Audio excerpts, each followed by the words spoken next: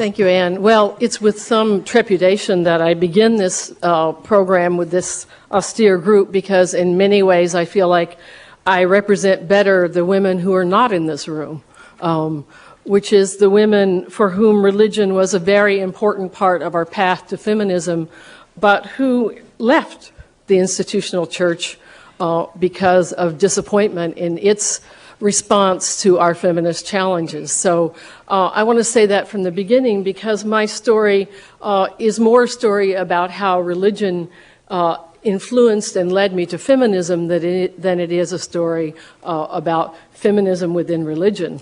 And I think that I want to start, all of us are like, how can we do this in 15 or 20 minutes? Our lives are rather long. My path to feminism and through religion, particularly with the Methodist Church, really started before I was born, when my parents were going to be missionaries to China, but you don't really want to go back to the 30s, so I'll jump a little bit further ahead and just say that the Methodist Church and the Methodist student movement really put me on the path to feminism. It was the vehicle through which I discovered the world. It opened the world to me. It helped me to express my first sense of political community, response to injustice in the world. It trained me in many, many ways as a woman to lead and to stand up for my principles. And then I felt it abandoned me when I tried to do that in areas that it didn't want to go into. And I think that's the story of a lot of women. So I want to start with kind of how that played out in my life and where it has left me. I started my path of vision about women and religion in the 1950s in a small town called Artesia, New Mexico, which unfortunately the best way I can tell you what it's like is that it's not far from where George W. Bush comes from. It's not the part of New Mexico that people romanticize on the East Coast. It is Little West Texas. And in that small town, the only role models that really excited me in terms of women were the Methodist missionaries. The women who came to our small town and talked about going around the world and doing things. And they were the ones who taught me at that moment in my life that you could be good and still have adventure in your life. And I was looking for adventure. I wanted to travel. I wanted to see the world. So my first decision about my career was to be a missionary, since that's, in the 50s, the only thing I saw that women could do and combine being good with being adventurous. My second political education, also coming from the church, comes in the 60s when I went as an undergraduate to Duke University in Durham, North Carolina, very fortunately for me at the really upsurge of the civil rights movement in the South, which enabled me to have simultaneously a college education from Duke and a political education from the movement. And in that process, I learned a great deal about another way of understanding my religion, a religion that very heavily influenced by the black church in the South, a religion that was very much in resurgence on the campuses, an ecumenical vision, a vision of a politically engaged, interracial, ecumenical community that excited many of us throughout the 60s as a way to realize our lives and to give meaning to them. And that was the vision that was present on the campus through the Methodist student movement at Duke when I arrived. My first political actions were pray-ins at local segregated churches in Durham. And it wasn't long before that led me to civil rights marches, including going to the Selma Montgomery March as a part of the Methodist student movement delegation, and anti-war pickets at the Durham post office. And the community I had all that time for processing all those tumultuous events of the 60s was indeed the student Christian movement. It was this ecumenical community, and it was one that envisioned religion as about standing up for principles, standing up for the voice of the downtrodden, about justice, about all of those things that I cared about. And it was really in many different capacities that that community came to me. I'm glad you mentioned the why, Anne, because for me, initially on campus, it was the campus YWCA that envisioned a lot of that and gave a lot of a shape to that, as well as the denominational student movements. And at Duke in particular, I think the YWCA probably did more than anything to help me imagine my career as a political activist as a woman.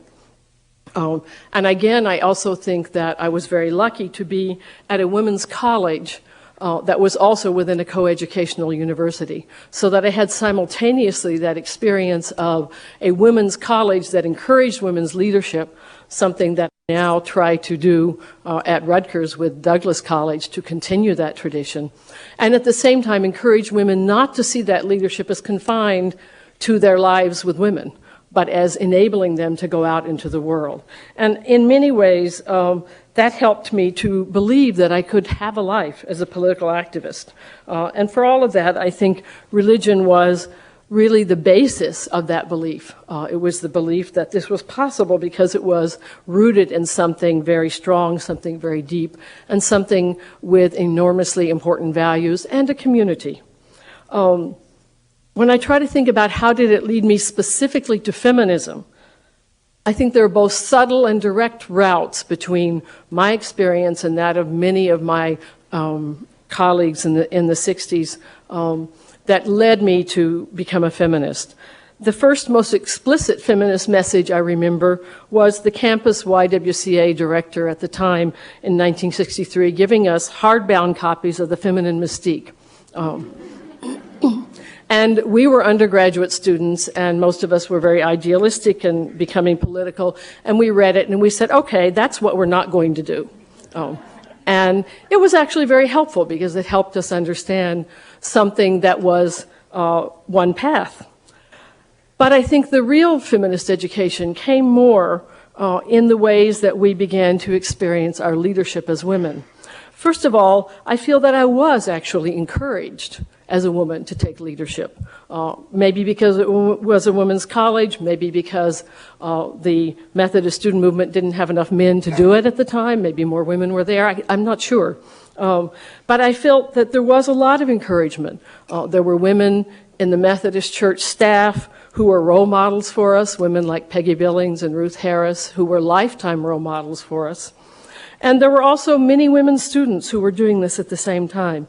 So in that moment at Duke and in the Methodist student movement nationally, I felt that I was being given an enormous opportunity to discover the world, to learn about myself as a leader, and I didn't feel many obstacles as a woman to that. But as I began to graduate from college and to move from the cocoon of the student movement into the church hierarchy, and from the National Student Christian Federation to the World Student Christian Federation and the World Council of Churches and sort of the larger, more powerful hierarchies, I began to realize how male they were, how few women actually were allowed to move from that place to the more powerful places. And even more so, I was representing something that's in our timeline called the University Christian Movement, a radical 3-year utopian experiment in ecumenical student Christian life. And I was the representative as the president of that in many secular left groups. I would go to meetings of the Anti-War Mobilization Committee and all of these coalitions. And again, I felt that I was one of the few women there. And I felt patronized by the men there, both as a woman and as a Christian. And I felt there was a sense of, this is the real world. It's not quite like what you came to believe. But the way in which I'm really grateful continuously to the church in that nurturing student Christian movement and particularly campus ministries is that they trained me to lead and they took me to the world. I got to travel, I got to see things, I got to see what was happening. So that when I left college and went into the adult world, I really wasn't prepared to step back and be invisible. I don't think I had a feminist notion of it. It's simply I wasn't willing to do that. So when I went to the Institute for Policy Studies, which was my first job after college, and discovered that those things that you read about really did happen, where you made a great idea and nobody said anything, and 10 minutes later the men in the room said the same thing you had just said, and they all congratulated themselves on their brilliance. So when that started to happen to me, I wasn't ready to take it. Unlike some of the women who hadn't had the opportunities that the church had given me for leadership, I was like, no, though, that was my idea. There's something wrong here. So when other women there, particularly Marilyn Salzman Webb, came to me and said, let's start a women's group in 1968, I was ready. And I was ready to fight for women's liberation, precisely because it gave me the same sense of outrage over the injustice that the church and the Methodist student movement had taught me about racism and American imperialism and other injustices in the world. And so I went into the women's liberation movement very quickly in 1968, and I took with me all of my church community connections, because I always thought that whoever I had been with would want to go wherever I went next too. Something you learn doesn't always work. So I went in there with all of those connections, and when the Washington, D.C. Women's Liberation Movement decided to organize the first Women's Liberation Movement Conference in Thanksgiving of 1968, I convinced the Motive magazine, the church student magazine, to devote a special issue to women's liberation. It seemed a natural thing to me. So in March of 1969, they put out a special issue on the women's liberation movement, and 60,000 copies sold in 2 months. And they got more letters to the editor, both pro and con, than to any other issue in the entire 30-year history of Motive magazine. And it began the process of the church withdrawing support from the magazine.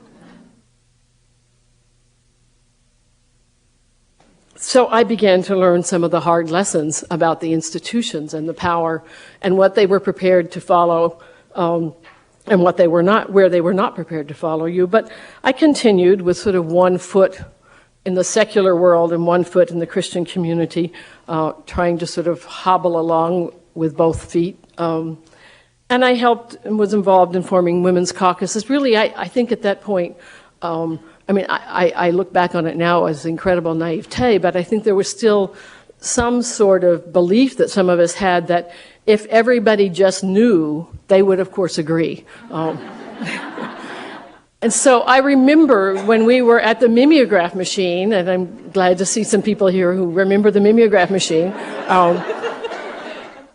cranking out one more copy of Why Women's Liberation.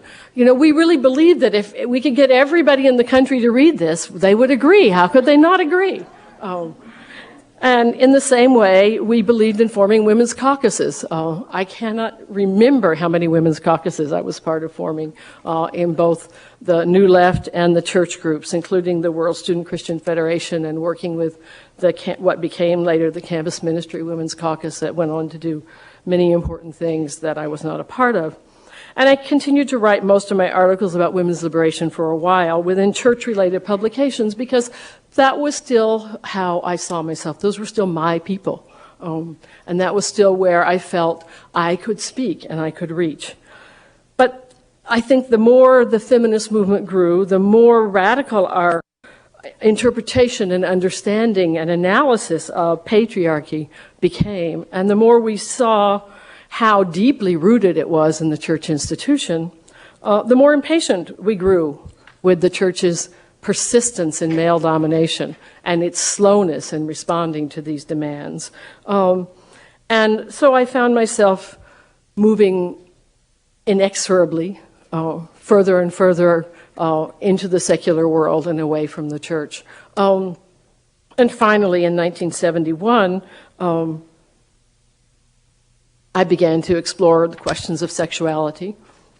And I came out as a lesbian, and I still naively believed that if we wrote an article explaining it, from a feminist perspective, that this was going to be okay with everybody. There's a certain value in naivete, perhaps, if you want to keep being an optimist and an organizer.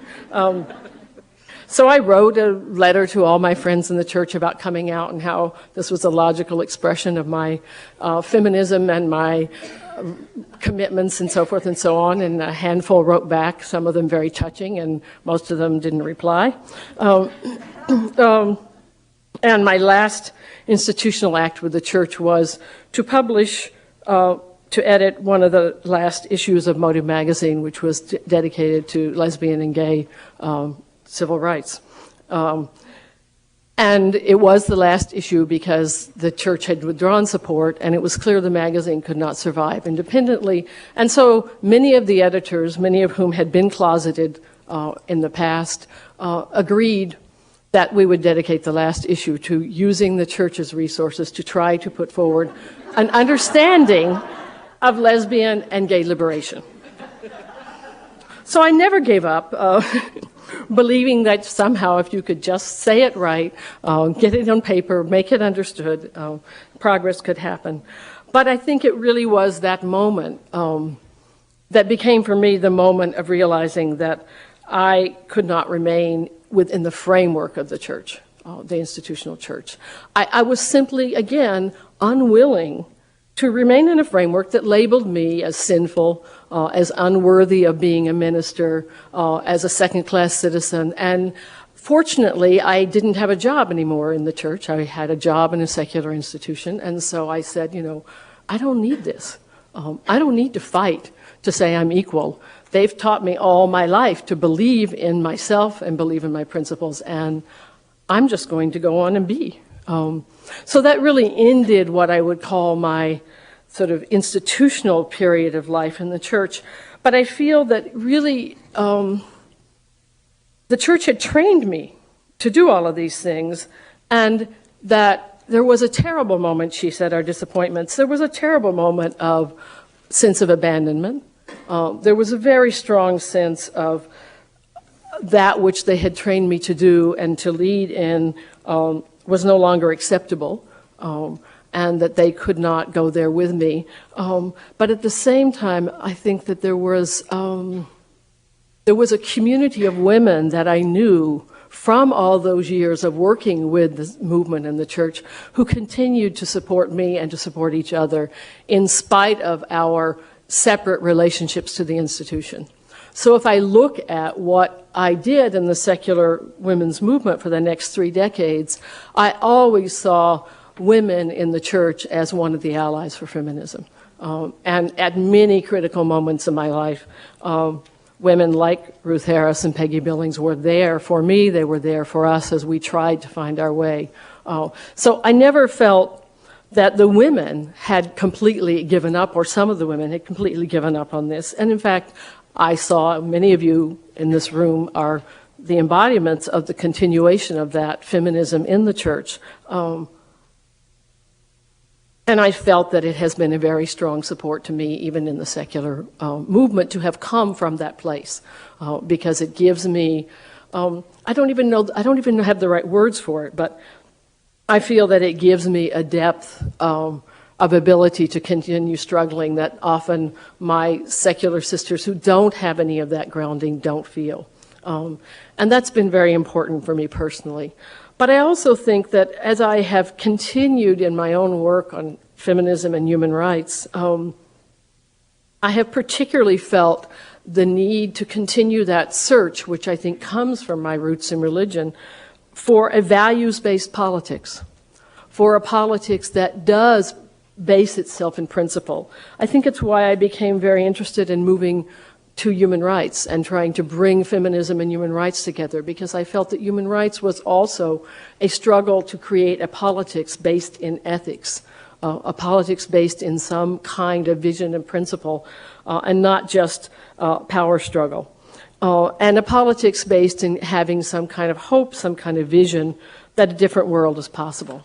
And that community is a critical part of building that different world. And these are all lessons that I feel I learned from my religious activism and have tried to bring into my feminist activism. Certainly today, the Center for Women's Global Leadership, one of the things we try to do, we have a leadership training program for women from around the world who are women's human rights activists. And I realized one day that I was trying to recreate for them what I got in the 60s.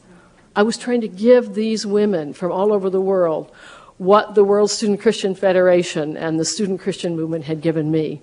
The chance to interact across national, ethnic, racial, sexual orientation, all the other divisions, the chance to engage around the world with women who cared about something in common and to build trust together from which you could build a movement. And so as I realized that, I felt, you know, the ways in which that religious vision has infused itself in all of my work continue.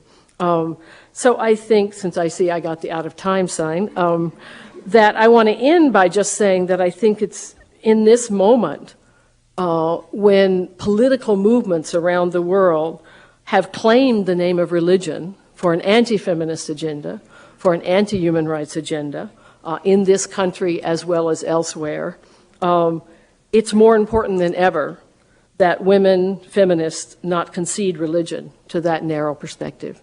And that we continue to claim religion as a part of our vision of a different world that's possible, and to continue to challenge their use of religion for their political agenda and put forward our vision as an alternative. Thank you.